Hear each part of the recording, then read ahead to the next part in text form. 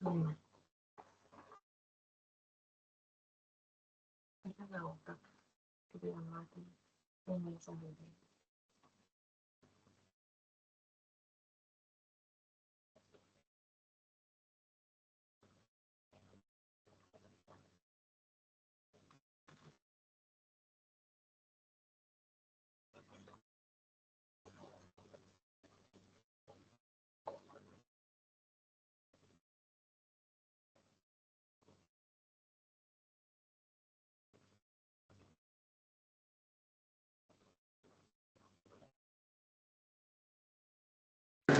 Puede probar, ya aprendí.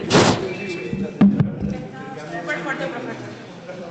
Este no tiene pila. Ok, no es el que, ese que está enfermito.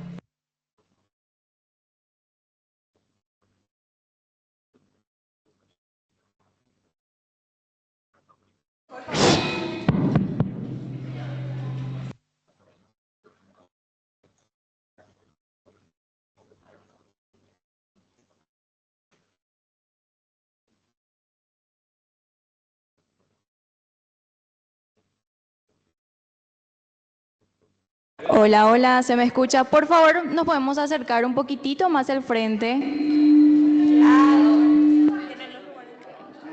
Ok.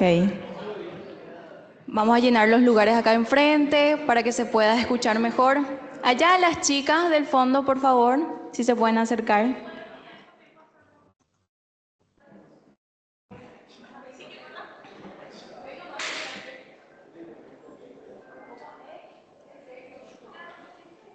¿Cómo están? ¿Quién falta ¿Cómo se sentarse? llama la profe? Evelina. Evelia. Evelia. ¿Quién falta sentarse? Nadie, pero la profe.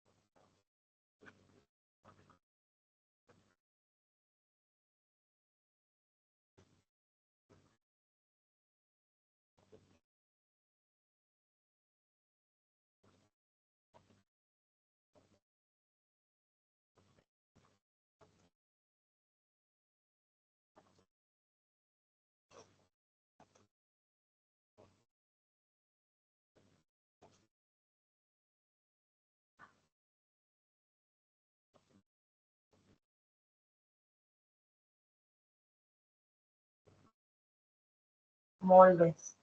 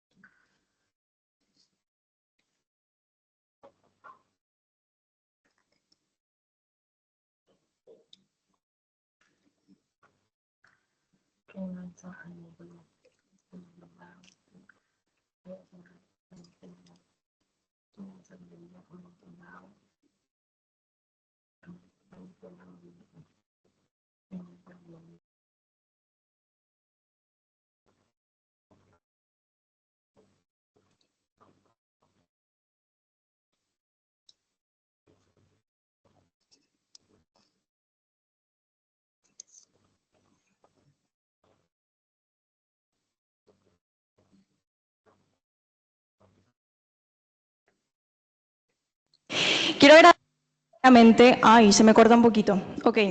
Agradecer a los alumnos que están aquí presentes, a los profesores, maestros, también a los alumnos de periodismo y de audiovisual que hicieron posible este evento que se realizara el día de hoy. Así que muchísimas gracias. También agradecer al director de carrera de periodismo y audiovisual, Diego Alonso, por participar y tener un poquito de tiempo para todos nosotros. Así que fuerte aplauso para ustedes y para los profesores. Como verán, tenemos invitados exclusivos para ustedes. Tenemos a Augusto dos Santos, tenemos a Ladislao, si no me equivoco. Así es, muy bien. Y a la señorita Ami Cabrera. Así que aplauso para nuestros invitados también, por favor. Para dar inicio a este evento, quiero dar una pequeña reseña del señor Juan Díaz Bordenave, que este evento es conmemoración a este gran hombre. Juan Díaz Bordenave fue un intelectual paraguayo considerado uno de los padres del pensamiento latinoamericano en comunicación y uno de los fundadores del pensamiento educomunicativo. Nació en Encarnación, departamento de Itapúa, el 23 de marzo de 1936. Estudió agronomía en la Escuela Nacional de Agricultura de Casilda, Argentina, tras lo que viajó a los Estados Unidos, donde cursó un máster en periodismo agrícola en la Universidad de Wisconsin. Esto ocurrió en 1955. En el 1966 obtuvo el título de doctor en comunicación en la Universidad de Michigan. Trabajó como especialista en comunicación agrícola en el Instituto Interamericano de Comunicación y Cooperación de Agricultura. Esto ocurrió entre 1956 y 1980. En 2002 retornó a Paraguay y fue nombrado rector de la Universidad de Tacuarembó. Posteriormente estuvo involucrado en la creación de la primera maestría de comunicación para el desarrollo y el cambio social de la Universidad Nacional del Este. Fue uno de los delegados de la Comisión de Verdad y Justicia de Paraguay, donde fue elegido representar al sector de la sociedad civil sugerido por el sector de los comunicadores. Entre sus obras se destacan Estrategia de Enseñanza, Aprendizaje, Comunicación y Sociedad, Participación y Sociedad, Planificación y Comunicación. La comunicación rural, Educación a distancia, Fundamentos y métodos, y entre otros. Lastimosamente, fallece el 22 de noviembre del 2012 en Río de Janeiro. Bueno, esto fue una pequeña reseña de quién fue Juan Díaz Bordenave, más conocido como el padre del pensamiento. Muchas gracias.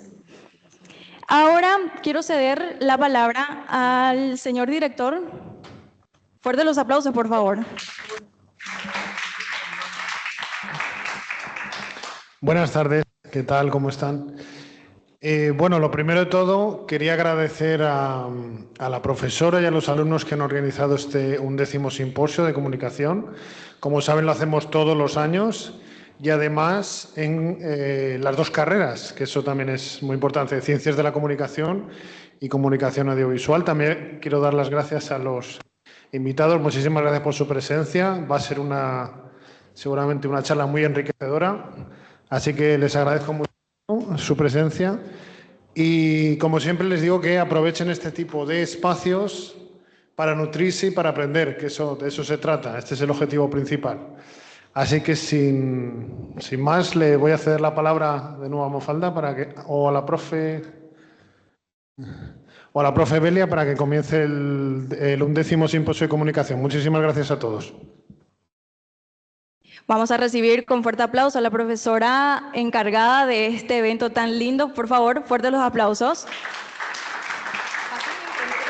Gracias.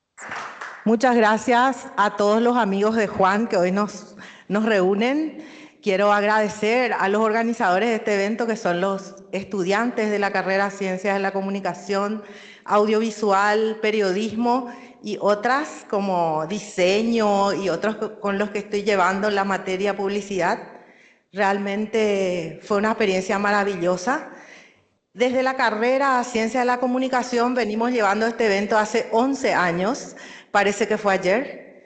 Y este evento se caracteriza por ser obra de los alumnos. El apoyo de la carrera, por supuesto, la dirección de carrera es estratégico y agradecemos muchísimo. Sin ese apoyo no puede ser posible que la americana se lance a esta aventura de aprender juntos.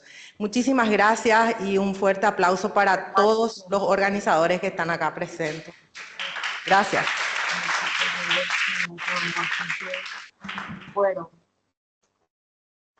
Bueno, voy a ceder el micrófono a la señorita Ami Cabrera, publicista y consultora de la comunicación. Fuerte los aplausos, por favor.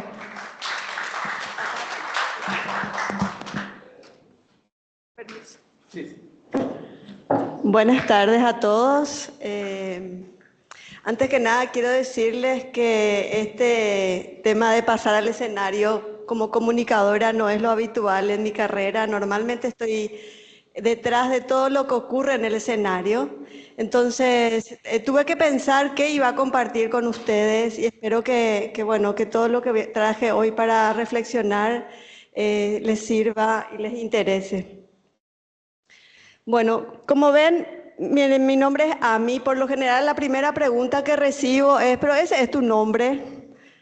Parece ser que esas 3 letritas no terminan de ser un nombre. Entonces yo les quiero contar que la A viene de Dolfina, que era mi abuela materna. Con ella crecí y de ella aprendí muchísimas cosas, entre ellas el amor al dulce de leche, el queso casero y todas esas cosas que hacen a la niñez. De María Inés, las otras 2 iniciales, es en memoria de mi abuela de padre. Y es una mujer a la que no conocí. Ella nació en un barco cuando su familia emigraba a América a comienzos de siglo y se radicaron en la Argentina. Y ahí aprendí hace poco que su papá era tipógrafo y me sentí súper ilusionada de que eso se conecte con lo que yo hago hoy. Tal vez el tipógrafo de aquella época es lo que es el comunicador hoy día. Fue una familia que vivió allá y un día le conoció ella a un maestro paraguayo que había ido en esa gran movilización que se hizo para formar a los maestros de Paraguay que fueron a la Argentina, y vino a Paraguay. Vino embarazada de mi papá, nació acá mi papá y a los 40 días ella falleció. Tenía 26 años y mi papá tenía 40 días de vida. Y ahí empieza toda una historia, que es la historia de mi familia. Mi papá creció en la nueva familia que formó mi abuelo y así sucesivamente. No sé si quieren avanzar. Lo que quería reflexionar con ustedes es que antes ustedes veían tres letritas en mi nombre. Ahora conocen un poquito más a partir de lo que yo les estoy contando. Entonces, la escucha activa empieza cuando empezamos a registrar y hacer preguntas. Todo esto que yo aprendí de mi abuela, aprendí porque empecé a hacerme preguntas.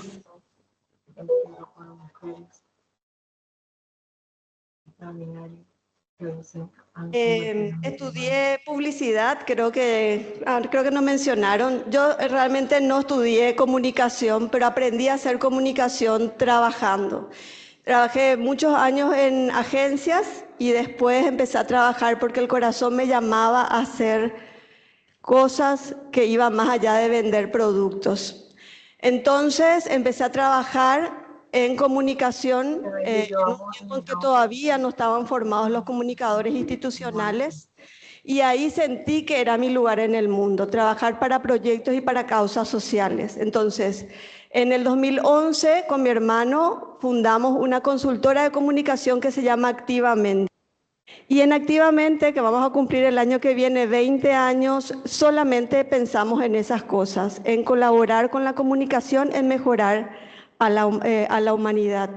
Entonces los proyectos que trabajamos tienen que ver con protección de la niñez, promoción de la mujer, erradicación de la violencia, un montón de cosas que son las cosas que nos mueven por dentro.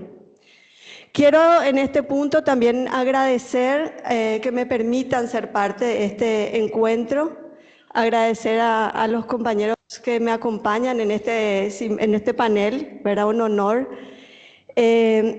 La necesidad de promover la escucha es un tema que me moviliza hace muchísimo tiempo. Vengo reflexionando, pero tengo que ser sincera con ustedes. No es fácil, no es un tema que a la gente le llame la atención porque parece que es algo obvio. Y es algo que porque somos seres humanos ya lo tenemos resuelto.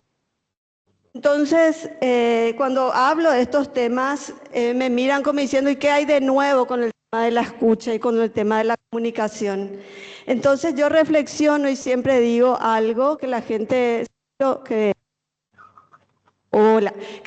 trabaja conmigo alguna vez me escuchó decir: la comunicación es un músculo que tenemos que ejercitar. Juan fue uno de los primeros... Sí. Ok. Gracias. Juan fue uno de los primeros que empezó a hacerse preguntas sobre la comunicación en Latinoamérica. Por eso el padre del pensamiento de la comunicación en Latinoamérica. Y porque se hacía preguntas, es que tenía tantas nuevas ideas y tantas buenas ideas que hasta hoy nos está costando desgranar y aprender. Él hablaba de que una nueva comunicación era necesaria, una comunicación más horizontal. Y el otro día pensé, significa que sea accesible, que no tenga y que sea equitativa. No sé si existe otro micrófono, ¿no? Okay. ¿Seguimos? ¿Estamos? Bueno, gracias por la escucha. También Juan hablaba de la comunicación de relación, decía que se construía la relación democrática a partir de la comunicación. Es decir, que todos aportamos, todos participamos y todos construimos lo común. Para el tiempo que le tocó vivir a Juan, estas ideas que hoy están como en el ambiente y son claras, para ese tiempo que a él le tocó vivir, estas ideas eran absolutamente revolucionarias. Entonces, para el tiempo que nos toca hoy vivir a nosotros, el tiempo de lo digital, el tiempo de lo efímero, llevar la comunicación participativa, equitativa, democrática, es un desafío que tenemos que aprender a llevar a nuestro vivir. Eso es lo que quiero compartir con ustedes. Todos necesitamos ser escuchados porque somos seres humanos.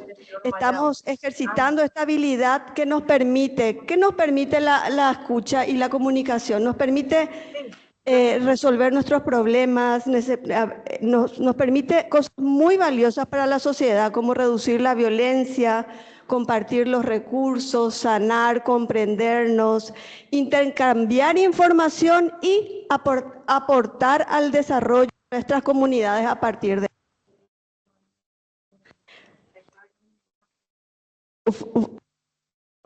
Estamos en tiempos muy difíciles para la comunicación verdadera. Mano, tantas herramientas, tenemos el WhatsApp, el TikTok, el Internet, el teléfono móvil, un montón de cosas, pero aún somos muy torpes en cómo las utilizamos. Siendo optimista, creo que como estamos desarrollando la capacidad para manejar la tecnología. Vamos La tecnología va rapidísimo y nosotros vamos gateando atrás en la habilidad de conectar. La tecnología da, pero a la vez nos está...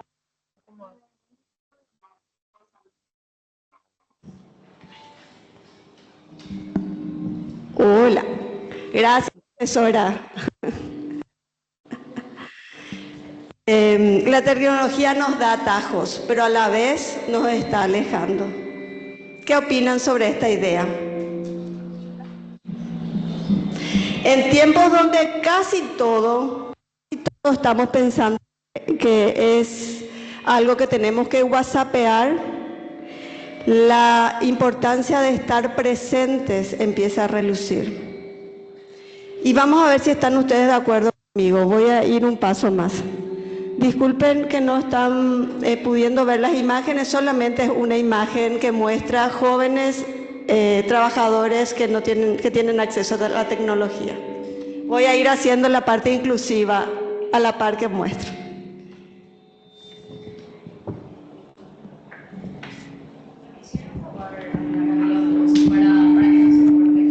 ¿Todos me escuchan? Bueno.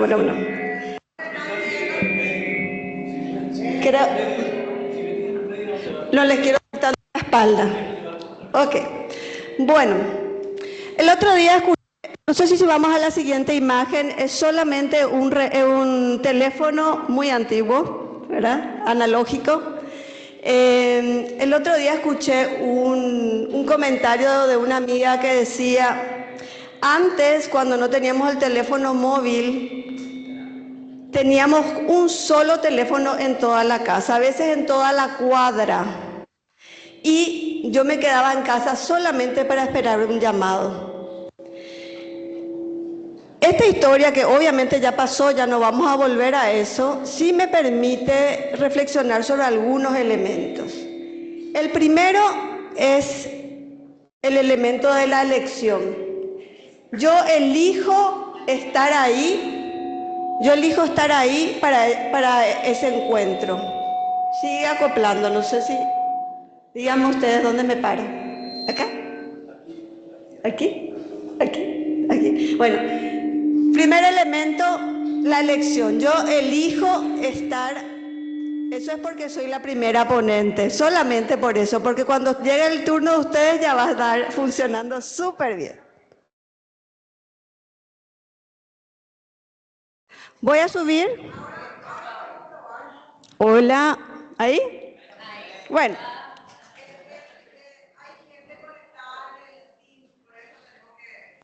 Bueno. Y vamos con el teléfono. Hay 4 elementos que yo reflexionaba, esto que nos decía una amiga y que ocurría antes de la época que nos toca vivir ahora. Uno es la elección. Yo elegía estar ahí para ese encuentro. Lo segundo es la atención dispuesta. Yo decidía prestarle toda mi energía a ese encuentro. Lo tercero es el encuentro. Yo decidía juntarme con alguien. Y lo otro es la presencia.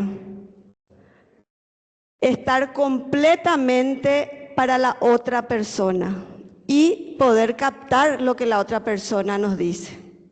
Entonces, hoy, cualquiera de estos elementos que acabamos de mencionar son tesoros. ¿Y por qué estoy compartiendo esto con ustedes? Simplemente porque quiero invitarlos a reconocer y agradecer las personas que dan estos tesoros.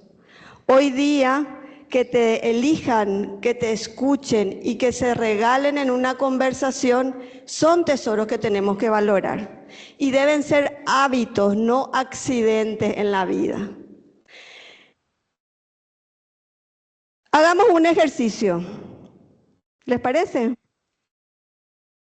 Suponiendo el dibujo o la imagen que aparece es la de una energía, ¿sí? Sí. Bueno, suponiendo que la atención o la presencia es 100% energía. Y la atención visual, ¿cuánto sería? A ver si hay aportes. La atención visual. ¿No hay aportes? Hola, bueno, si alguien quiere aportar, me levanta la mano y le acerco el micrófono. sin ¿Cuántos problema. creen que vale de 100 la atención visual? ¿100? Lo que veo, el contacto visual, lo que leo, lo que hago con los ojos, la postura que tomo, les comunica más o menos el 60% de lo que yo digo. La atención auditiva, ¿cuánto le ponen de valor? ¿Algún número? Anímense. ¿80? 30, 20. Podemos quedarnos con 20. Lo que escucho es secundario. Transmite las ideas, pero tiene valor. El resto de las cosas, el resto de la atención está distribuida entre lo que toco, lo que huelo, lo que gusto. Entonces, si hoy, ¿cómo te llamas? Yo le llamo a Mafalda, le digo, tenemos que resolver un problema. Y ella me dice, sí, vamos a hablar por WhatsApp. No, pero es un problema serio, un problema que tenemos que conversar, tenemos que darnos cosas, tenemos que transmitirnos algunas emociones porque hay cosas. Ella me dice, no, vamos a hablarlo por WhatsApp. ¿Qué pasaría? No se resuelve, se aumenta el conflicto y definitivamente no nos conectamos. Entonces, la siguiente imagen, por favor. La escucha activa es como, es una oreja que está así, ¿sí? La escucha activa es como el agua que riega la tierra de las acciones duraderas. Con esta habilidad conseguimos manejar las emociones, manejamos hacer amistades, participamos de grupos, nos organizamos en cosas que nos importan. Es decir, la comunicación tiene como base la escucha activa. ¿Están de acuerdo conmigo? Siguiente, por favor. Y acá viene una idea que yo vengo mascullando. Todavía no hice mi libro de Don Ladislao, pero alguna vez lo voy a hacer. Eso que la comunicación, la educación y la escucha son conceptos abstractos. Viene algo antes. Es del mundo de las ideas. Conceptos que todo el tiempo se están relacionando. Ahí están. Es simplemente un fondo abstracto. Y a los paraguayos no nos gusta hablar mucho de cosas abstractas. No significa que no podamos o no tengamos la capacidad de hablar de lo abstracto. Significa que nos gusta sentir, nos gusta tocar, nos gusta comer, nos gusta experimentar. Al estar en el mundo de las ideas, es más fácil que estos conceptos queden de lado. Hay cosas que nos importan más. Y lo que debemos hacer en realidad es pensar en educación, en comunicación y escucha activa como si fuese un músculo y pues en cosas concretas, porque necesitamos poder mejorarlos. Es decir, el paraguayo quiere tocar y si toca es muy creativo. Lo corta, lo pega, lo da vuelta. ¿Quién, como esa frase que dice que el paraguayo no conquista el mundo simplemente porque no quiere? Pero hay que dedicarle tiempo a pensar, a hablar y a pasar a cosas concretas esas tres ideas que nos parecen abstractas, como si fuese una siguiente imagen, como si fuese una deliciosa chipa, que a quien no le gusta. Y ahí me quiero ir a lo siguiente.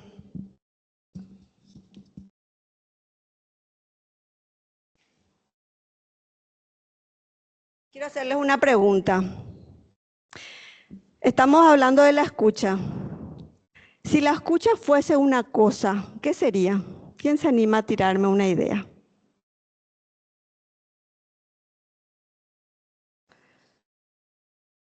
Sería como un colador por donde pasan cosas, y se producen cosas nuevas a partir de que cuela? ¿O sería como un vehículo que nos lleva de un lugar a otro? ¿O sería como una habitación en la cual nos sentimos cómodos, nos sentimos tranquilos, nos sentimos sin apuro? ¿Cómo sería? Si la escucha fuese un aroma, ¿sería como el aroma de un café? ¿Como el aroma? Como la comida que nos sienta en la mesa a compartir con alguien. Como el aroma de un perfume. Como el aroma de un perfume agradable que me evoca otros pensamientos. Si van ustedes viendo, lo que yo les estoy diciendo simplemente es recorrer los sentidos. Tocar, oír, oler. ¿Cómo se oiría un sonido de escucha? Como el murmullo de un arroyo en un bosque, como el agua mojando la tierra. En la era digital, la escucha podría asemejarse al sonido de una notificación apagada. Es decir, un gesto que dice yo estoy contigo ahora. ¿Pueden avanzar, por favor, hasta la tecla? La siguiente.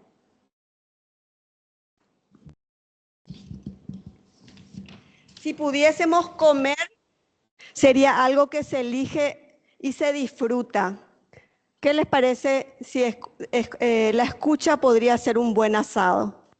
¿Avanzamos? Si queremos mejorar la presencia, entonces es una cuestión de los 5 sentidos. Esa es la conclusión que quiero traer para ustedes hoy. Si queremos mejorar nuestra capacidad de escucha, tenemos al menos 3 cosas que definir. Uno, juntarnos. ¿Cómo hacer los encuentros? ¿Vamos a hacer todo virtual o vamos a buscar los espacios cuando ameritan para encontrarnos? 2, tenemos que estar presentes 100% de nuestra energía, o al menos el 80 o al menos el 90 para los que no quieren ser perfectos, dispuestos a otro. Eso significa estar atentos a los gestos del rostro, a las señales, a las palabras que elegimos, a la postura que ponemos, a los sonidos, a saborear, a disfrutar y a divertirnos, porque esas son cosas que comunican. Al tocar, y hoy hablaba con don Ladislao, los silencios también comunican. Entonces, ser conscientes que la comunicación, así como es abstracta, se puede traducir en cosas que son sensoriales y son cosas que podemos elegir. Es tomar conciencia de las emociones que pasan a través de una conversación y un diálogo. La alegría, la diversión, la tristeza, la frustración. Pero ¿cómo podemos pasar para que no les dé hambre? Pasamos la imagen. Bueno, aquí tengo que hablar. Tengo un sueño. En realidad tengo un sueño, algo parecido a Martin Luther King. Pero mi sueño es que la cultura paraguaya también sea reconocida por el hábito de la buena escucha. No solamente por el asado, no solamente porque hablamos solamente porque comemos sopa paraguaya, sino también porque tenemos buenos hábitos en la buena escucha. Entonces, antes de irme, me gustaría solamente recordar algunas cosas para ayudar a la escucha. Uno es acordar. Si vamos a juntarnos, vamos a acordar qué hacer con el teléfono. Hay algunos que son un poco extremistas y dejan luego como si fuesen los zapatos afuera. A lo mejor no tenemos que ser tan extremistas. En mi casa, por ejemplo, tenemos un acuerdo en la mesa, en el almuerzo y en los momentos familiares el teléfono queda afuera. Cada uno inventa sus propios acuerdos, pero es importante no dejar eso sin hablar. El teléfono y la pantalla llevan nuestra atención, esa energía de la que habíamos hablado antes. Entonces, seamos conscientes de eso y si realmente amerita la reunión, amerita el encuentro, pongámonos de acuerdo qué hacer con el teléfono. Otro acuerdo que podríamos conversar es de no interrumpirnos. Porque uno está pensando ya en la respuesta cuando la otra persona está hablando. Entonces, ese hábito podríamos empezar a trabajar personalmente. Ponernos de acuerdo en que todos vamos a participar, algunos hablan mucho, otros hablan muy poco, entonces tener mecanismos por el cual también se escuche a las personas que no levantan la mano. Reconocer las emociones del otro, no leer la mente y hacer muchas preguntas, eso ayuda muchísimo. Entender que no, cuando nosotros estamos dialogando, no estamos compitiendo, estamos acompañando y es como un baile. Primero te escucho, después me escuchas vos a mí, después sacamos una conclusión. Y por lo general las conclusiones son mucho más poderosas de lo que teníamos cada uno. Y lo que me vuelve a don Ladislao es sostener el silencio. A veces nos incomoda el silencio. Estamos juntos, pero estamos en silencio, entonces agarramos al teléfono y tratamos ya de llenar con algo ese silencio. Los silencios son saludables. A veces necesitamos estar en silencio para pensar, para dar un gesto de respeto, para esperar que la otra persona pueda ordenar sus ideas y pueda compartir con nosotros. Llegando ya a la conclusión, hablar de comunicación hoy más que nunca es una necesidad urgente y concreta. No solo es un desafío personal, también es un desafío colectivo y social. Es un reto para la convivencia, la supervivencia y el destino que tenemos todos. Necesitamos fortalecer este músculo de la comunicación en nuestras familias, en nuestros grupos, en el aula, en todas partes. Tenemos que ser conscientes de que la tecnología ayuda, pero no resuelve el tema de la comunicación. Eso hacemos nosotros. Y aquí quiero recordar a don Juan, cuyo legado nos invita a poner la comunicación en el corazón de la democracia. Agradezco profundamente que me hayan escuchado y que me hayan permitido hablar de la comunicación y de la escucha. Les invito a todos a construir una cultura paraguaya que también se caracterice porque sabemos escuchar. Gracias. Fuertes los aplausos para la señorita. No se me escucha. Hola, hola, hola. Bueno, vamos a entregar los premios a la señorita Ami, por favor. Bajar, ¿quiere que le ayude? Sí, certificado de parte de la Universidad Americana, por aquí. Aquí puedes. Fotógrafos, por favor, se encarguen de... Bájate un poco para que te saquen la fotito. Sí. Director, en la foto.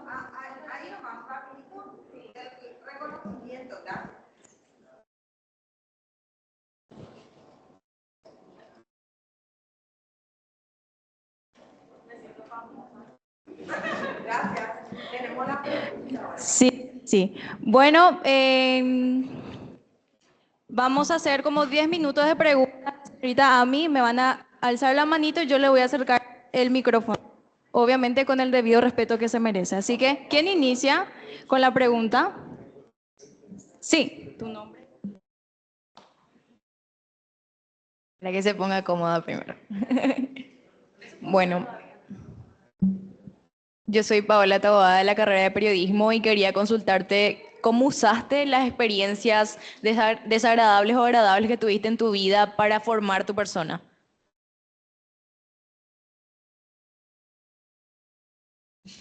Wow. Bueno, todas las cosas construyen, solamente eso. A veces tenemos momentos muy difíciles, muy oscuros que no dependen de uno.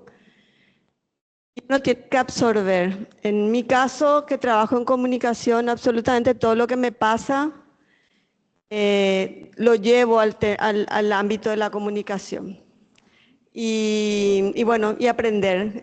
Ser comunicadores no nos hace expertos en comunicación, nos hace aprendices eternos. Y lo que hacemos nosotros, o por lo menos así lo identifico yo, es facilitar los procesos de comunicación donde estamos. A veces me toca trabajar con mis clientes, a veces me toca trabajar también en otros ámbitos. Nunca se deja de ser comunicador.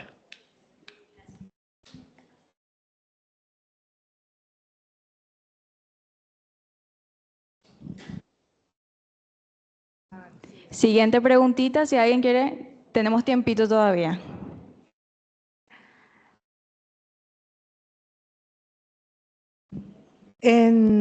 Una preguntita para cerrar con Ami y después seguro que al final podemos seguir con las preguntas cuando termine el bloque que viene con los libros inspirados en Juan.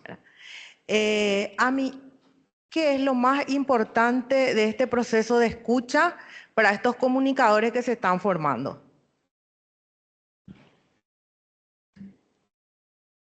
Yo creo que lo que es importante es conectarse con la realidad. Los comunicadores tenemos una misión social. No solamente hoy día, creo que en la época de Juan, no sé si estaba tan marcado, pero hoy día la comunicación institucional se entiende casi como la publicidad. Y los comunicadores tenemos la necesidad de construir puentes y construir entendimiento y construir paz. La paz también es otro concepto abstracto que tenemos que saber desgranar. Y creo que los comunicadores tenemos un papel muy importante para generar reflexión en nuestros ámbitos. No digo en simposios y conferencias, estoy hablando de ámbitos como, como la familia, como el grupo de trabajo, como los colegas, grupos en los cuales intervenimos que podemos aportar en que la comunicación construya realmente un sentido de unidad. Muchísimas gracias. Aplauso otra vez para la señorita Ami Cabrera. Vamos a pasar al segundo panel de los libros inspirados en el pensamiento de Juan Díaz Bordenave y quiero pasar a nombrar al señor Rubén Cáceres, profesor, comunicador y como todos lo conocen, el discípulo de Juan. De los aplausos. Bueno, muchísimas gracias. Buenas tardes. Aquí. Tardes, señoras, señor. ¿Y el libro cuándo tenemos? No, el del diálogo. Bueno, buenas tardes. Y me corresponde a mí compartir estos momentos y presentar a dos personas. Formamos parte de un mismo equipo. El único problema es que él es de Robo Porteño y bueno, él es otro club. ¿Cómo formar un equipo? De todos modos, formamos un equipo. Creo que aquí hay un primer aporte de un tema para AMI, justamente cómo se dialoga entre diversos. Quiero presentar a Augusto dos Santos, una persona con quien nos conocimos allá en Misiones, en San Ignacio, en esa radio, Arapuzandú, creo que allá por los 90 y algo por ahí, más o menos. Un activo periodista y al mismo tiempo referente periodista en el sur. Y desde allí, militando organizaciones radiofónicas, militando en la comunicación radiofónica a nivel nacional, en la Red Nacional de Emisoras, en Radio Cáritas, en Fe y Alegría, a nivel latinoamericano, en la Asociación Latinoamericana de Educación Radiofónica, ahora de Educación y Comunicación Popular, manteniendo siempre la sigla ALER. Y posteriormente nos encontramos en la Secretaría de la Información y la Comunicación, SICOM.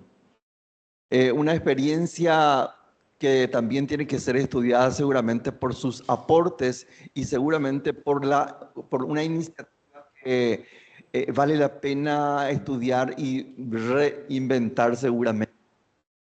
De todos modos, en el mundo de la comunicación, de las políticas públicas de comunicación. Menciono también a don Laislao Mello Cabral, es es sanpedrano, nació en San Pedro, pero vivió en Concepción prácticamente como concepcionero. Y hoy día, viviendo en Mariano Roque Alonso, pasando por Asunción y también siendo director de Radio Caritas y al mismo tiempo de allí a la Red Nacional de Emisoras y la Asociación Latinoamericana de Educación Radiofónica. En cuanto a escuelas de comunicación, parece que estamos... Bueno, paso el micrófono para no extenderme demasiado, paso el micrófono a Augusto, porque tiene con un nombre bastante llamativo, que a veces ni recuerdo, porque es... le dije de pasar, se te parece mucho el título, pero él va a presentarnos por qué dice eso y por qué se llama así su libro. Muchas gracias, don Oscar.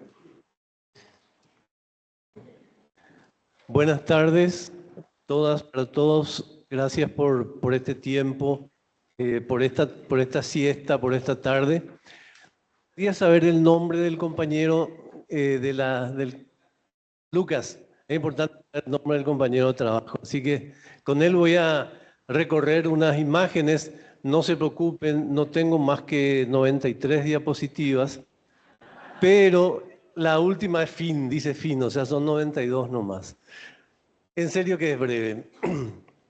Yo quiero, sí, me gustaría, ya que Oscar hizo mención, meter la mano en este bolsón, profe Evelia. Este es un librito que publicamos hace unos días. En realidad es el tercer libro de una serie sobre comunicación pública. Y hoy quiero hablarles un poco de la inspiración de Juan Díaz Bordenave en las reflexiones sobre planificación de la comunicación pública, porque me parece que no hay mejor manera de expresar un legado que manifestándolo desde hechos concretos, como es un librito que sirve para transferir experiencias, ¿no? Hay un primer detalle que me gustaría mucho comentar aquí. Es casi una irreverencia comentar frente a don Ladislao y este tema, pero me gustaría comentar de la vida de don Juan Díaz Bordenave un aspecto poco mencionado. ¿Recuerdan la Segunda Guerra Mundial? ¿Recuerdan lo que pasó después? Los grandes proyectos de cooperación a nivel mundial, el Plan Marshall en Europa, la Alianza para el Progreso en América Latina. En ese contexto empezó una corriente de comunicación que estaba muy vinculada a eso que se llamaría después la cooperación agrícola. Que tiene un nombre más específico que no se me está viniendo, pero tenía que ver con el trabajo con los sectores agrícolas. Quizás esa es la razón por la que un agrónomo como Juan Díaz Bordenave decide volcarse al mundo de la comunicación y vincularse a un proyecto que estaban haciendo con una institución que también estaban haciendo, como es el Banco Mundial. Con el Banco Mundial nace la comunicación agrícola. La comunicación agrícola que se instala en América Latina, extensionista era la palabra que no se me venía, para apoyar todo el proceso de extensión, y probablemente ha sido un elemento motivador para que Juan Díaz Bordenave termine estudiando comunicación agrícola en los Estados Unidos, siendo él experto en agricultura, justamente. Y es una poesía porque no hay nada que se parezca más a la comunicación que la agricultura propiamente en sus diferentes procesos. Y dentro de esto, Juan Díaz Bordenave es un personaje que vive los albores del nacimiento de la comunicación educativa en América Latina. ¿En qué contexto? En un contexto maravilloso. Medellín, antes Vaticano II, Leonardo Boff, el nacimiento de la juventud, para algunos, entre comillas, con el Mayo francés. Era una serie de acontecimientos que eran muy potentes en la vida del mundo, en el cual se instala a partir de el pensamiento de Juan Díaz Bordenave y otros, la comunicación liberadora. Yo quiero pedirle al señor Lucas que pasemos a la segunda referencia. De hecho, que el libro está dedicado a la memoria de Rogelia Zarza y Juan Díaz Bordenave. Y el capítulo de recordación a Juan Díaz tiene una pregunta y dice, ¿y para qué? Óscar Cáceres estuvo en esa ocasión.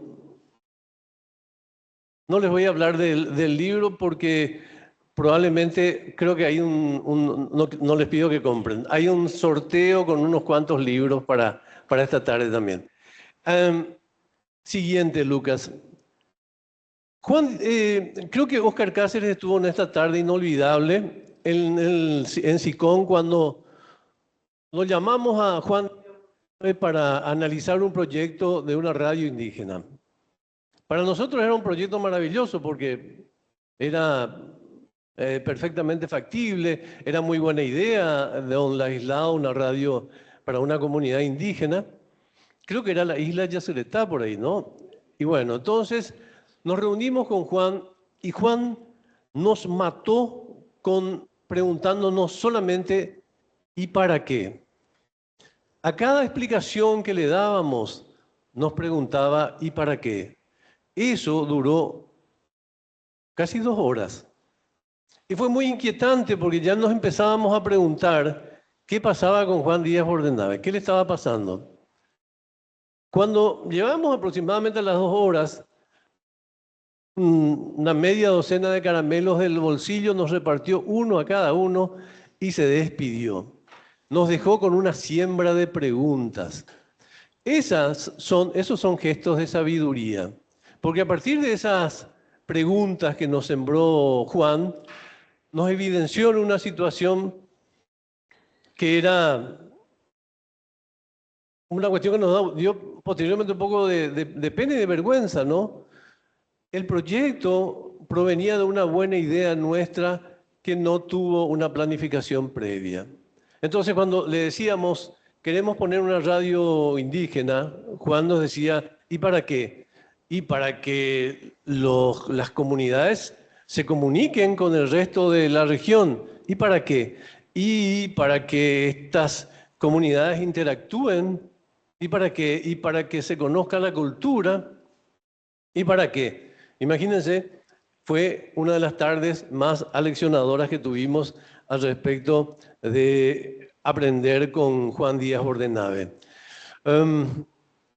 Ese hábito por la planificación es una cuestión inexcusable en el mundo de la comunicación educativa, en la comunicación política, en la comunicación de gobiernos. Es realmente inexcusable. Y el capítulo titulado ¿para qué? Justamente en relación con un segmento siguiente en el que valoramos el uso de los métodos demoscópicos para conocer los escenarios. Trataré de explicarles un poco mejor para que estas alusiones no sean aburridas. Bueno, creo que vamos por el siguiente, don Lucas. Estas fueron las lecciones que esa tarde nos dejó Juanito. Primero, que siempre hay un versus entre, atiendan esto, porque parece un juego de palabras, pero no es. Siempre hay un versus entre proyectos de desarrollo local versus proyectos locales de desarrollo. Los proyectos de desarrollo local, bueno, eran al modelo de lo que pensábamos hacer. Éramos 5 iluminados que dijimos hagamos una radio en tal comunidad porque hemos visto que tal comunidad necesita comunicarse. El proyecto local de desarrollo es cuando vamos a esa comunidad, dialogamos con los miembros de la comunidad, trabajamos con los miembros de la comunidad, escuchamos sus inquietudes y sus anhelos, sus sueños y sus esperanzas y a partir de ahí se construye el proyecto. Esa es o fue una enseñanza de Juan Díaz Bordenave. Y es una enseñanza que sirve no solamente para una radio indígena, sino es una enseñanza que sirve para vuestro día a día en la tarea de comunicación. Sin investigación no hay estrategia de comunicación. Esta es una cuestión, a veces uno siente que es una batalla perdida. en el mundo del Estado, en el mundo de los gobiernos, de las empresas. El ninguneo a la investigación es lo que hace que fracasen muchos de los proyectos de comunicación. O sea, no conocer el escenario. Después vamos a profundizar brevemente. Y un proyecto de desarrollo no debe impactar en la opinión pública prioritariamente, sino incidir en su público meta. Voy a decirles en paraguayo esto. A veces queremos demasiado que nuestro proyecto sea aplaudido por los medios y por todo, y no nos preocupamos tanto sobre cómo aterriza ese proyecto en las comunidades a las cuales está destinado. Siguiente, don Lucas. Dentro de esto, el libro trabaja mucho el tema de la comunicación de gobierno. En este sentido, hay mucho aprendizaje, digamos, en la sabiduría de Juan Díaz Bordenave, que escribió un libro memorable sobre planificación de la comunicación, que les invito a acceder al mismo, porque la comunicación de gobierno no es una comunicación con el público, sino es una comunicación con los públicos.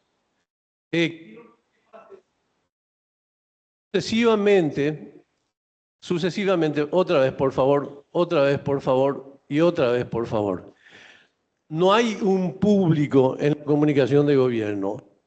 Hay muchos públicos, hay personas que piensan de una manera, personas que piensan de otra, personas que consumen de otra manera, personas que consumen de otra forma, piensan de una manera, sueñan de otra manera. Entonces, un aspecto muy importante de este proceso de planificación es algo que posteriormente, muchos años después, pasaría a ser una herramienta fundamental. Muchos años después del libro de don Juanito, pasaría a ser una herramienta fundamental, que es la segmentación, ¿verdad? Que es un asunto muy también de la publicidad, ¿no? Es una herramienta fundamental, ¿sí? O sea, el delivery de los procesos comunicacionales tiene que ver con la segmentación en gran medida. Lucas. A ver. Siguiente, sí. Entonces, hay una cuestión clave en comunicación, siempre inspirado en estas enseñanzas.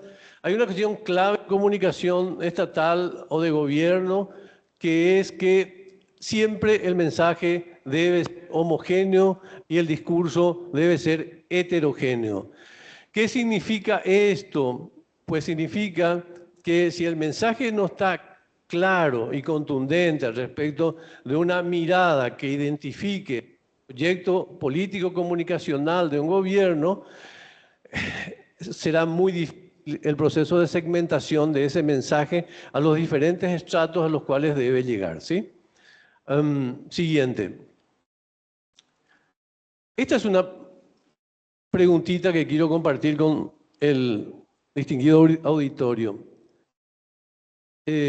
Menos de 3 propuestas no, por favor. Menos de 3 respuestas no. ¿Para qué sirve la comunicación de gobierno?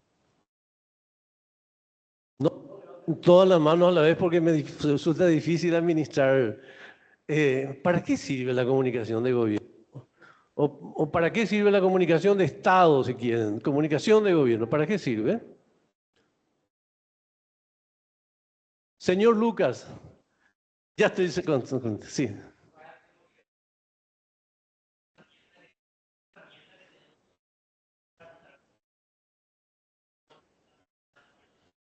Sí, señor. Gracias, Lucas. Señora, por favor. Para ayudar a las personas. Señora. ¿Alguien más? Muchas gracias. ¿Sí?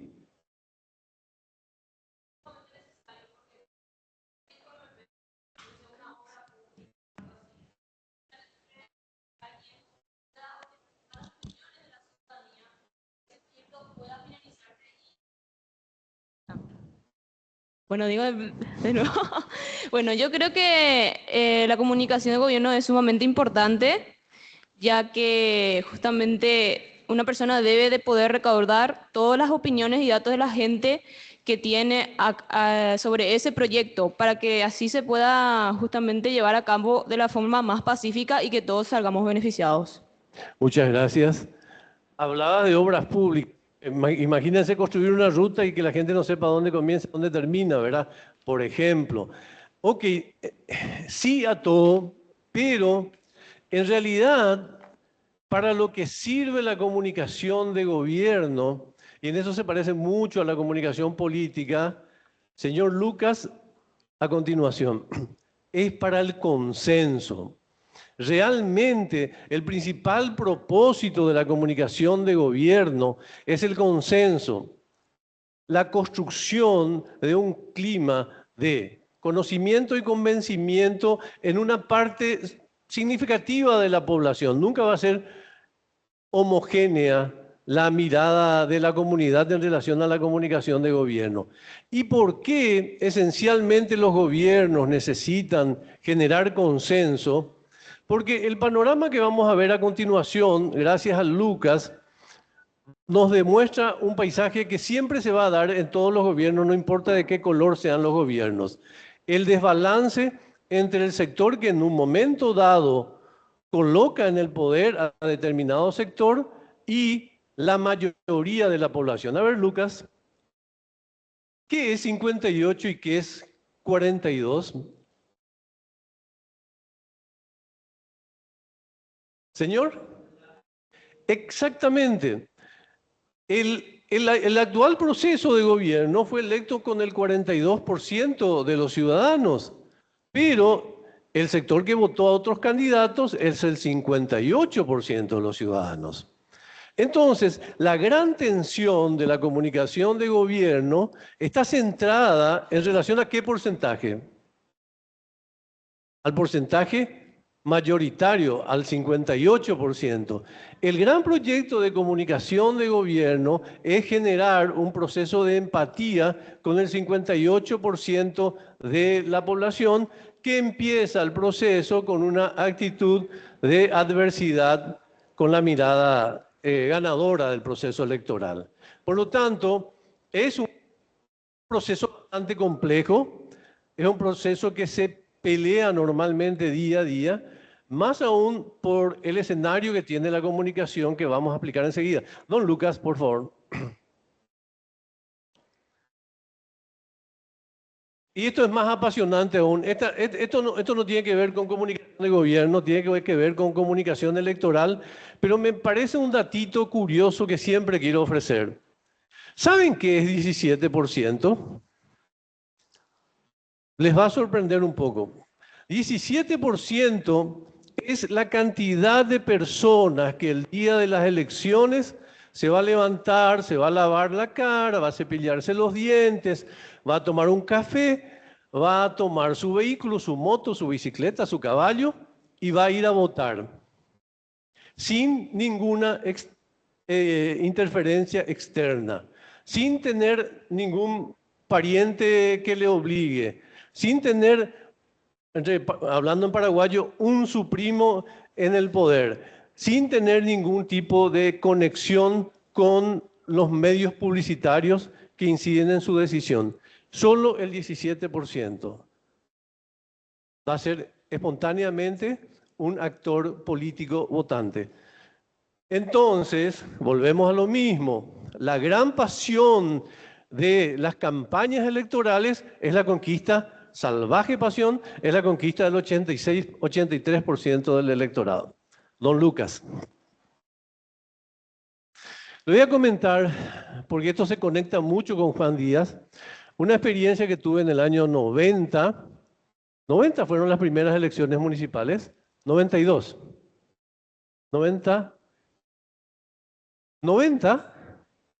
90. Primeras elecciones 92 fue la constituyente, ¿ok? Entonces, fueron las primeras elecciones municipales en lo que sí se inauguraba ya el voto directo.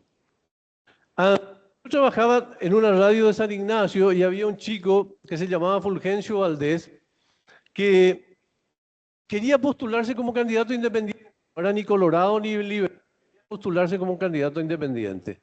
Y me pidió que le ayude a pensar su campaña, y le pensamos la campaña y sacamos un eslogan que es el que ven acá. Valdés o todo sigue igual.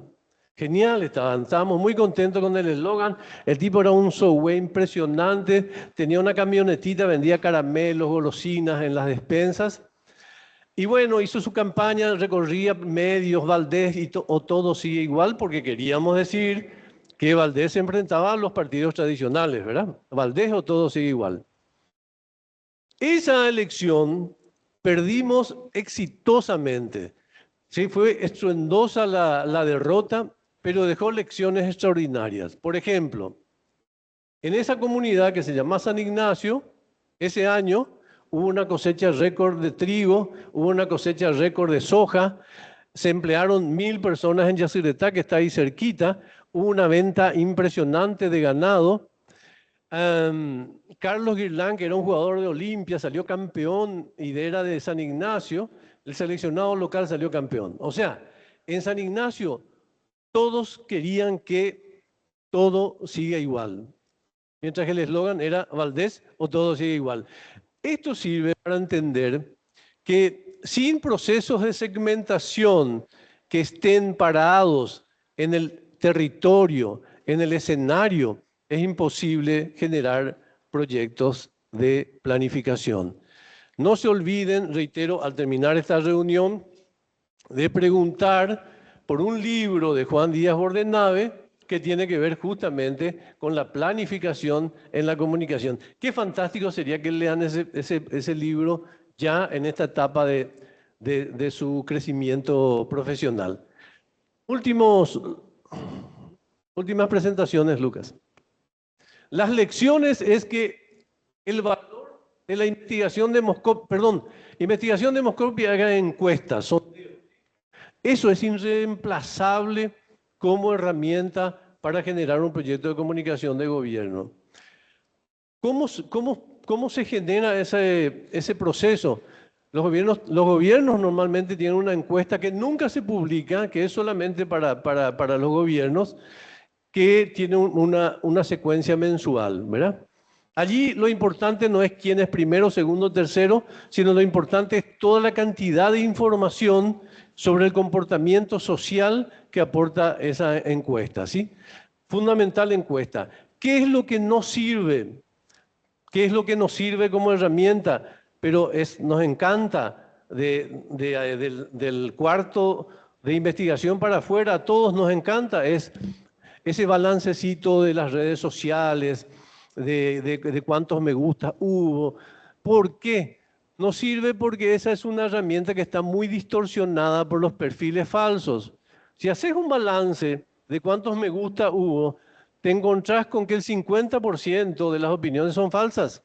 Son granjas en favor y en contra. Entonces, como herramienta de medición no sirve. Como herramienta de producción de sentidos sí sirve. La investigación siempre confronta en realidad con el microclima mediático. Este es un asunto muy interesante. Siempre lo que te dicen las encuestas de uso de trabajo tiende a confrontar con lo que te dicen los medios. Tiende a confrontar. Te transmiten otra realidad. ¿Por qué? Porque las encuestas normalmente tienen un nivel nacional y transmiten un clima nacional, no un microclima como ocurre con los medios de comunicación. Y una adecuada planificación evita derrotas y dolores de cabeza. Señor.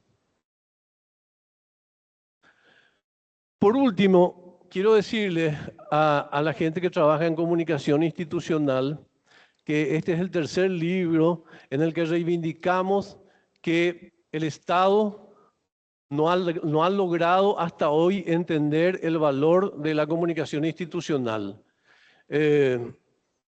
Quizás por eso también la recordación a Rogelia en el inicio, porque con ella hablamos muchísimo sobre este tema.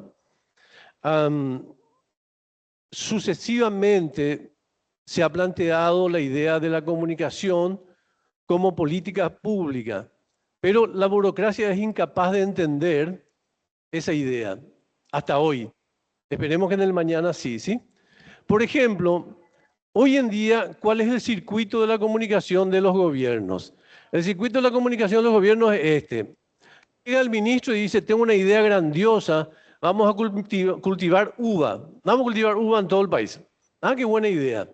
Se reúne con la gente de planificación y la gente de planificación le organiza un gran derrotero de todo el proceso de cultivo de viñedos. Posteriormente se reúne con el equipo del plan de ejecución y sale un plan de ejecución impecable.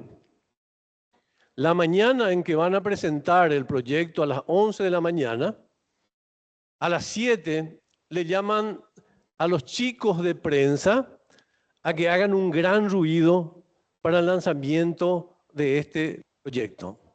Los chicos de prensa, como siempre, fracasarán porque no han sido colocados en su lugar dentro del circuito de la comunicación. Señor Lucas. Entonces, el circuito óptimo de la comunicación es cuando ésta se encuentra en el segundo escalón, en el proceso de planificación de los proyectos. Hoy en día puedo decir con satisfacción que hay algunos ministerios que aprendieron este camino, pero no es fácil. ¿Por qué? Porque eternamente se ha visto a la comunicación como una herramienta y no como una política pública. Y ese es un camino todavía por recorrer, ¿verdad? Así como eternamente a los ciudadanos se ha visto como beneficiarios y no como sujetos de derecho. Los ciudadanos también son sujetos de derecho de la comunicación. Bueno, creo que terminamos, Lucas. Bueno, buenas tardes y gracias, Juanito, siempre, ¿sí? Muchas Aplausos, gracias. por favor, para el señor Augusto dos Santos. Voy a ceder el paso al señor Ladislao. Desde aquí nomás, no te preocupes. Sí. Bueno, ya un poco tarde. Grandes oradores anteriores. Vamos a ver si puedo conseguir un poco de atención por lo que voy a exponer y a procurar ser breve. En primer lugar, gracias por la invitación. Esta es una distinción. Le agradezco a la profesora, a la institución, mi presencia aquí, nuestra presencia aquí en realidad, porque nos honra muchísimo. Y siempre quiero recordar que Evelia siempre hablaba de sus alumnos orgullosamente. Me parece que tiene razón de ese orgullo que siente la profesora con ustedes. Así que felicitaciones por ese lado, a la profesora y al grupo que está presente. Bueno, yo estoy aquí, yo y mi libro. Yo y mi libro. No vengo a hacer teorías, sino a participar de un testimonio vivencial, un estilo vivencial del enfoque, de la visión, del sentimiento, de la forma de encarar las cosas de la vida. Porque el comunicador es un punto de vista, es un mediador, es alguien que capta, interpreta, lo descodifica y lo participa, ¿verdad?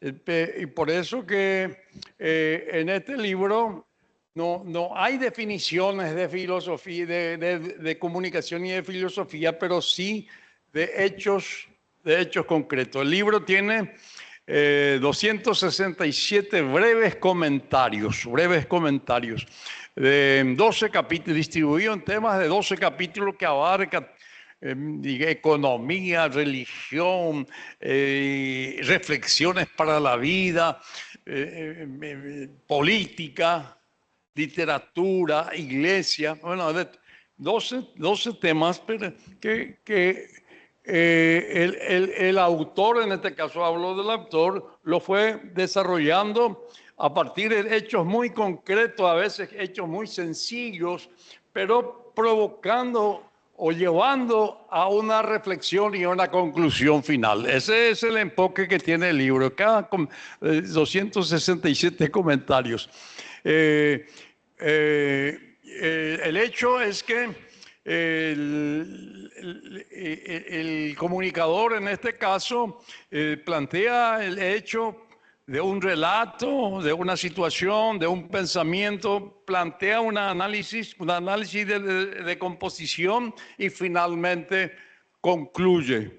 Hay una conclusión final, una conclusión que puede ser, que debería ser en general constructiva, esperanzadora, porque el comunicador también es un constructor de vida, un constructor de ciudadanía, de persona, construcción de personas, que vos hablabas muy bien. Formar personas, quizás la tarea más importante de la vida es formar a las personas, construir personas. Bueno, tengo que ir a los ejemplos porque de lo contrario es más difícil, pero explico que se parte de hechos muy sencillos. Por ejemplo, uno de los temas que pongo así es morir en la pavada, así es el título, morir en la pavada. ¿Cuál es el hecho que motivó esta reflexión? Cuenta de un relato, parte de un relato que yo escuché en una misa de un sacerdote. No sabía de quién era el original de este tema, pero me interesó. Un hombre que vivía cerca de la montaña, muy cerca de la montaña, una vez recorriendo encontró un huevo en la altura. Un huevo medio raro, un poco más grande para hacer de pavo, pero trajo. Y como su pava estaba empollando, entonces puso el huevo ahí frente. Pasó el tiempo, nació el nuevo pavo, ¿verdad? Y siguió caminando. Un día el pavo vio que pasan unos cóndores y siente el deseo de volar y acompañar a esos cóndores. Y los otros se le ríen. ¿Qué vas a acompañar? Vos sos pavo, nosotros no volamos. Bueno, y entonces el pavo no voló y murió en la pavada. ¿Cuál es la reflexión? Muchas veces las personas no descubren su potencial, su capacidad. No se anima a volar, no se anima a volar. Qué importante el mensaje es el sencillo mensaje de que cada uno tiene que afirmarse en sí misma, reconocer su capacidad, arriesgarse, ¿verdad? Si y el pavo se hubiera arriesgado, hubiera volado si tenía toda la capacidad para volar. Entonces, se parte de un hecho. Otro hecho muy sencillo, la ranita y el alacrán. El alacrán le dice, había un charco y quería pasar al otro lado el alacrán y le dice a la ranita, llévame a cuesta. Y la ranita dice, no, me vas a picar. No, ¿cómo te voy a picar si yo te pico morimos los dos? Y bueno, le convence a la ranita. Le lleva y en el medio del charco le pica. ¿Pero qué es lo que hiciste? ¿Me picaste? Sí, porque es mi naturaleza, no puedo evitar, es mi naturaleza. Entonces uno se pregunta, ¿en las personas también hay una segunda naturaleza? El corrupto, por ejemplo, ¿puede ser un hombre honesto? ¿Puede convertirse en un hombre honesto un corrupto? ¿O ya el corrupto es incorregible? Bueno, otro tema así sencillito, el del escritor norteamericano Mark Twain, la pronunciación no estoy seguro, pero es un escritor muy conocido, escritor y periodista. Una vez llegó a su pueblo, dice que el chico era muy inquieto en su juventud, y una vez llegó a su pueblo un hipnotizador. El hipnotizador buscaba un niño para hacer un medio. Y él se ofrece, se va y se le acerca. Yo puedo ser ese medio. ¿Y crees que vas a servir? Y si no entendemos, sí, le dijo Mark Twain. Entonces, Él actuó como medio, descubría las cosas, anticipaba, y todo el mundo se fue del hipnotizador y quedó él, y hay famoso en el pueblo porque es muy, muy capaz. La madre incluso le dijo, mi hijo, vos sos una persona especial. No, mamá, le dice. Yo no supe nada, no adiviné nada. ¿Y qué entonces? No, él me decía todo lo que iba a pasar y yo simplemente decía, no, mi hijo, vos tenés capacidad. Y entonces reflexiona Mark Twain. Si bien es difícil engañar a la gente, es más difícil desengañar. Es más difícil desengañar. Y yo digo, ¿será que es así realmente? La gente engañada, no sé, es difícil desengañar. Eso nos explicaría de alguna manera que los pobres sigan votando a los que le empobrecen en un país. ¿Por qué no descubren que los causantes de su pobreza son los que están? Porque de alguna manera se lo engañó y siguen esa trayectoria. Bueno, así de ese estilo van los temas en este. Pero estos son temas muy sencillos, pero hay temas más complicados naturalmente que va abarcando. Por ejemplo, en tema religioso, no hay que se define lo que es la religión. Cuenta en el tema religioso, tomo el ejemplo de un pastor, un cambio de un pastor en una parroquia. Se va a cambiar la parroquia, la gente se va preparando en la parroquia. El pastor, un nuevo pastor, vamos a recibir este domingo.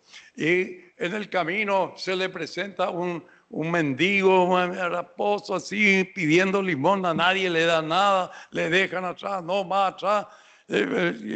Acá entra a la iglesia y alguien le dice, no, tenés que irte al último lugar, no podés estar acá.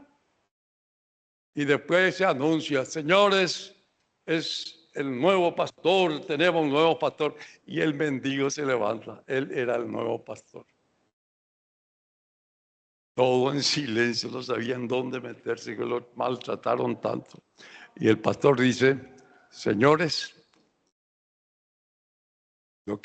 es grave lo que pasó aquí esta noche. Vayan a sus casas, piensen lo que sienten en el corazón y vuelvan el próximo domingo.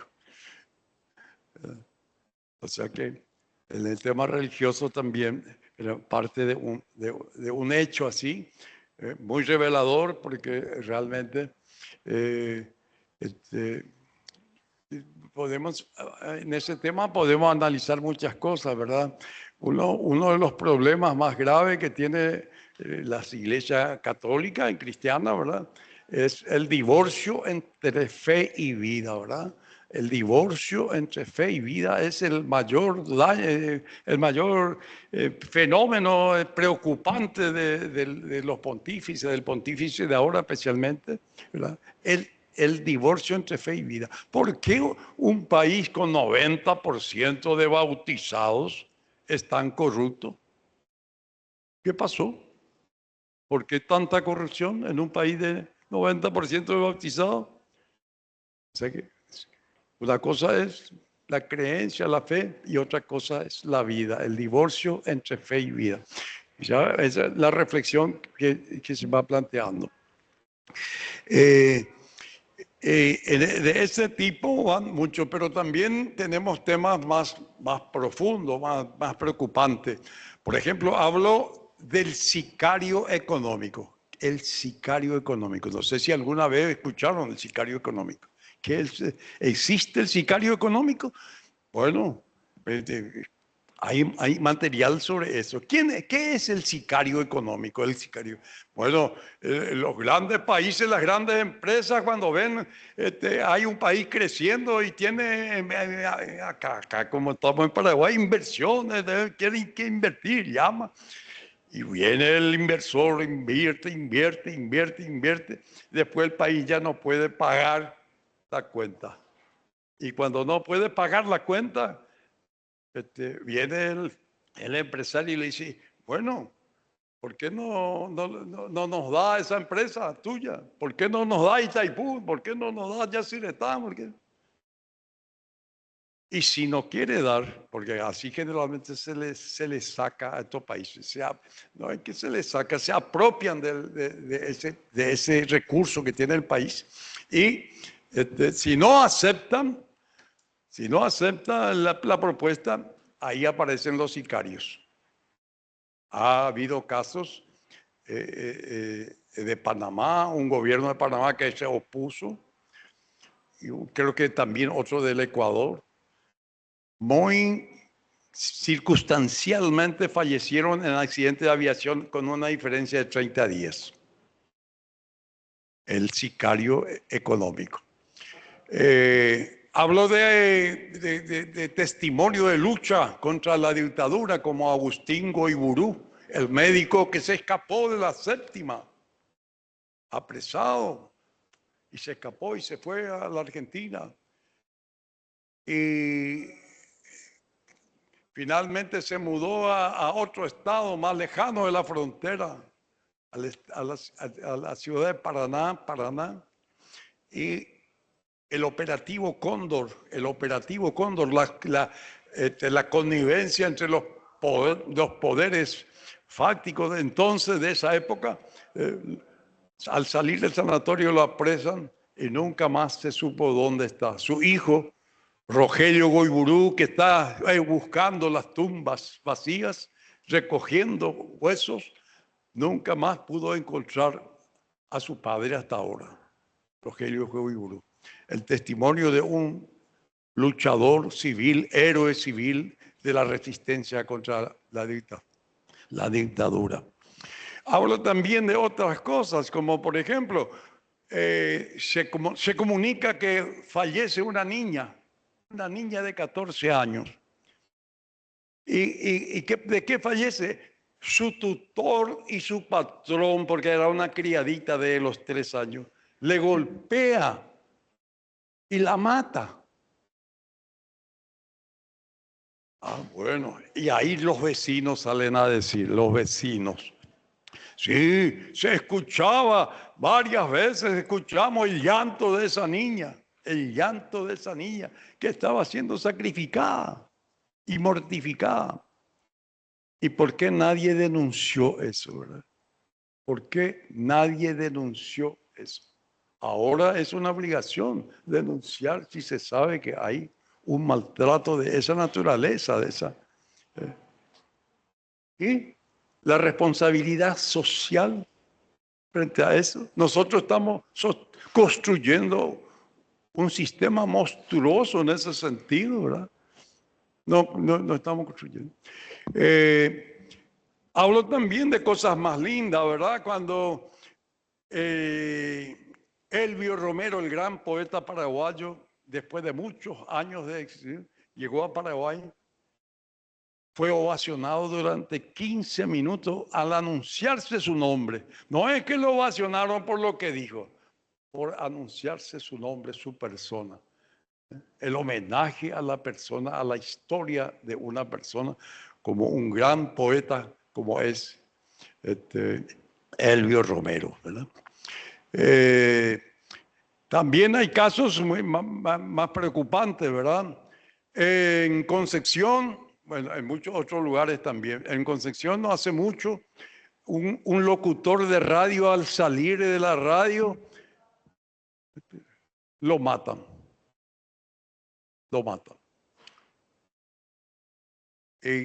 Y todo el mundo callado, no hay testigos, nadie denuncia, nadie vio nada, nadie escuchó nada, no sabió nada. Incluso sus compañeros de la comunicación decían, él mismo se buscó su muerte, porque dijo cosas que no tenía que decir. Nadie habló de que él estaba denunciando hechos delictivos, mafiosos de su zona. No, la gente justifica y se calla. El terror está montado. Hay que recordar que Santiago Leguizamón incluso dijo, ¿verdad? Su frase es una frase que hay que seguir repitiendo, ¿verdad? Prefiero la muerte física que a la muerte moral. Y él murió. Y sus familiares, sus hijos están teniendo reconocimiento de la Corte Interamericana y va a ser resarcida, esa familia va a ser indemnizada porque el Estado paraguayo no investigó lo suficiente de la muerte de Santiago Leguizamón. Pero también hablo de otras cosas, como por ejemplo, acá está a mi lado alguien, El País, Paraguay, tengo un artículo en este libro, todo esto está en el libro, ¿verdad? Todo está en el libro. Paraguay, yo creo, y escribí eso, perdió su soberanía comunicativa. Soberanía comunicativa. ¿Por qué? ¿Por qué digo esto? Prácticamente todo el espectro radioeléctrico está manejado y toda la comunicación en Paraguay está manejado por sectores comerciales. No es que estemos en contra del sector comercial, pero ¿qué aspira a cuál es el objetivo de las empresas comerciales? Es el lucro, no el bien, precisamente. El Estado paraguayo no tiene reserva para dar frecuencia a las universidades. Yo digo, la Radio Caritas hubiera sido ya hace rato un canal de televisión fuerte. Necesitamos canales culturales, canales que representen. Y además, estaba diciendo Augusto, estos medios que se tienen, los pocos medios que se tienen, ¿verdad? No son del Estado, no se maneja con el criterio de Estado, sino como manejo de gobierno. O sea que, para hacer publicidad del gobierno.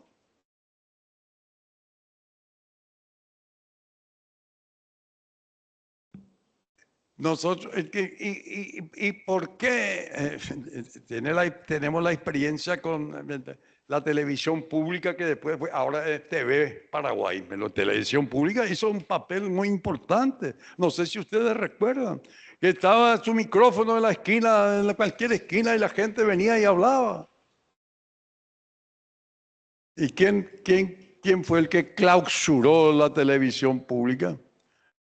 Supuestamente un gobierno de la oposición. Eso es lo más difícil, raro, ¿verdad? Entonces,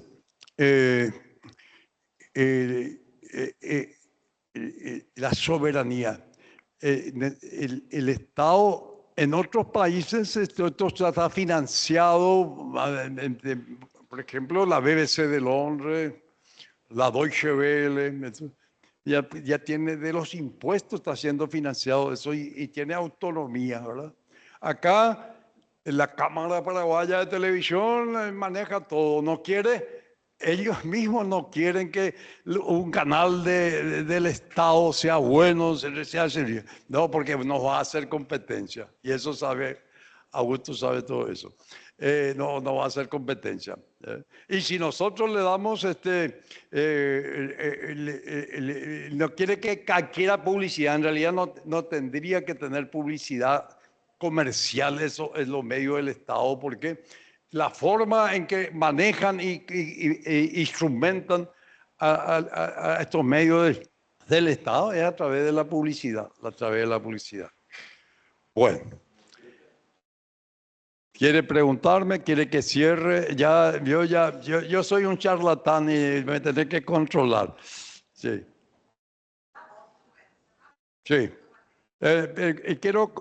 Quería concluir con esto, ¿verdad? Quiero concluir con esto de que el comunicador es un comprometido con su tiempo. El comunicador debe ser honesto y justo.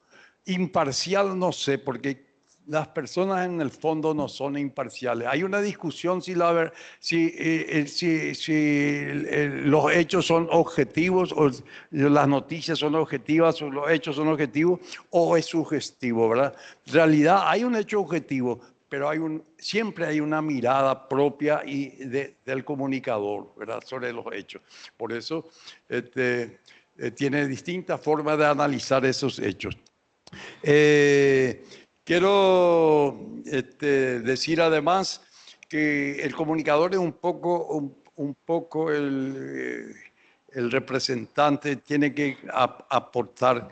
Y la comunicación, y esto hay que decir, no se dice, pero hay que decir, y al menos dentro de la escuela de Juan Diego Bernabe y de los comunicadores latinoamericanos, la idea es que la comunicación y la educación tiene que ser factor de cambio social, político, económico y cultural.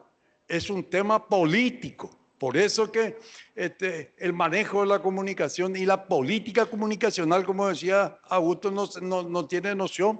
La gente no valora en este país. Pero hay países que han trabajado muy bien, varios países, Bolivia, Ecuador, Argentina y especialmente Uruguay, donde tiene una política comunicacional muy establecida.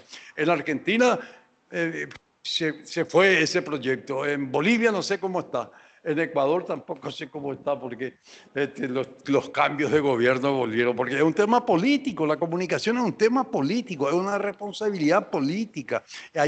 Y hay que tomar el neutral. No, nadie es periodista neutro, no puede ser neutro. Tiene que tener postura, adoptar posiciones, porque lo neutral es una manera de complicarse con los sistemas de dominación y de opresión, ¿verdad? Y entonces decir eso, y finalmente quiero terminar con un tema que a mí me agradó muchísimo, recordando a Robin Williams, La Sociedad de los Poetas Muertos, ¿verdad? El autor del poema, Walt Whitman, nos invita a pensar que el mundo es un gran poema y que todos estamos llamados a colaborar, aunque sea con un verso de ese gran poema. Muchísimas gracias.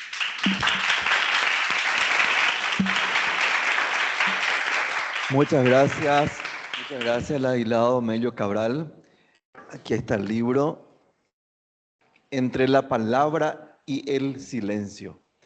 En realidad, entre la palabra y el silencio, esta palabra silencio, realmente hay mucho silencio, pero como decía a mí también, que el silencio también es una forma de comunicar. Pero, en fin, creo que vale la pena leer. Y por mi parte, qué lindo es escucharnos, encontrarnos, hablar, conversar de esto y otros temas. Qué lindo es este espacio del simposio. ¿Por qué? Porque simposio, conversación, coloquio. Y hablar de un tema, en realidad de varios temas, pero desde una ventana, desde la mirada, desde lo comunicacional. Es apasionante realmente. Yo no sé, a lo mejor algunos están un poco cansados o cansadas, y bueno, y también se entiende, ¿verdad? Pero acá podríamos amanecer todo, pero podríamos quedarnos por acá también, ¿verdad? Y agradeciendo a Evelia, a toda la universidad, que es el número 11, ¿cómo se dice? 11º simposio de la comunicación. Recordando a Juan, yo creo que el gran promotor es y sigue siendo Juan Díaz Bordenave. Y sí, justamente, entonces, al cerrar esto, ya vamos a estar participando y compartiendo experiencias de Washington Uranga, un compañero nuestro también, desde Buenos Aires, va a estar con nosotros. También Giselle Dávila, Augusto, no sé, alguna cosita, nada, ¿verdad? Pregunto. Giselle Dávila es directora de CIESPAL, Ecuador. Realmente, si alguien va a Ecuador y si no pasa por CIESPAL, no fue a Ecuador. Es una invitación a que vayan a CIESPAL, en donde van a encontrar la cantidad de producción, la cantidad de conocimiento allí. Bueno, y Giselle va a compartir con nosotros algo esta noche también. Y al compañero brasileño, Andrés, la investigación científica y desde la mirada de Juan Díaz Bordenave. Así que entonces a partir de las 19, creo que todos estamos ya también teniendo los enlaces correspondientes. Muchísimas gracias a Ami, Lailao y también a Augusto. Pueden pasar a recoger sus certificados y vamos a sacarnos las fotos para conmemorar este día tan importante. Aplausos para nuestros invitados, por favor. Las alumnas de periodismo y también de audiovisual se acercan para entregar el certificado de parte de la Universidad Americana. Muchísimas gracias. Aquí viene mi ayudante de campo. Yo creo que igual ahí podemos subirnos todo. O igual. Bueno, si no vamos a tumbar el podio y va a ser un quilombo.